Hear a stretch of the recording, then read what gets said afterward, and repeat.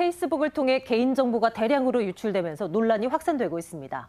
한국인 피해자만 무려 8만 명이 넘는 것으로 집계되는 가운데 앞으로 해킹 등 2차 피해에 대한 우려도 커지고 있습니다. 전문가들은 SNS에 개인정보를 무분별하게 올리거나 앱을 설치하는 것을 자제해야 한다고 조언합니다. 이명재 기자입니다. 페이스북을 사용하는 전 세계 이용자는 약 20억 명, 국내 이용자 수만 1,600만 명에 달할 정도로 많은 사람들이 쓰고 있습니다. 이번 개인정보 유출 사건으로 인해서 파문이 크게 확산되고 있는데요.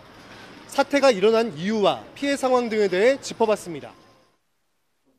페이스북 개인정보 유출로 피해를 본 인원은 현재 총 8,700만 명으로 집계됐습니다.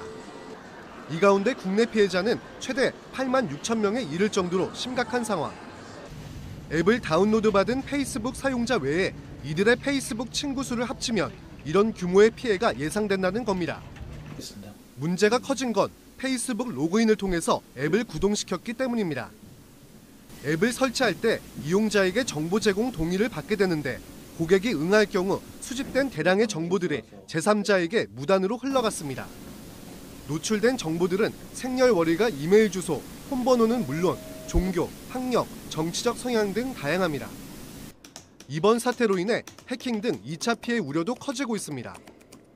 페북에서 얻은 다양한 개인정보를 프로그램에 넣어 무작위로 아이디와 비번을 추출하는 등 범죄에 악용될 가능성이 있습니다. 페이스북을 이용하는 시민들도 불안해합니다. 사진이나 지인 게시물이 도용되는 거? 그런 부분이 조금 제일 걱정이 되는 것 같아요. 만약에 더 심해지면 거의 사용 안 한다고.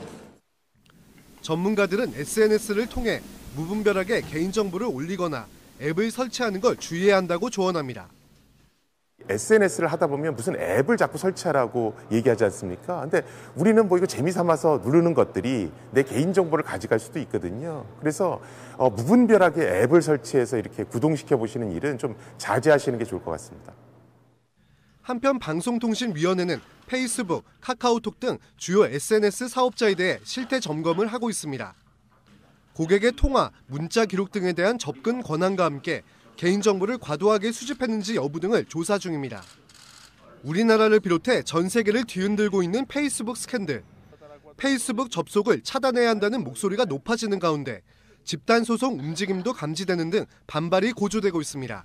머니투데이 방송 이명재입니다.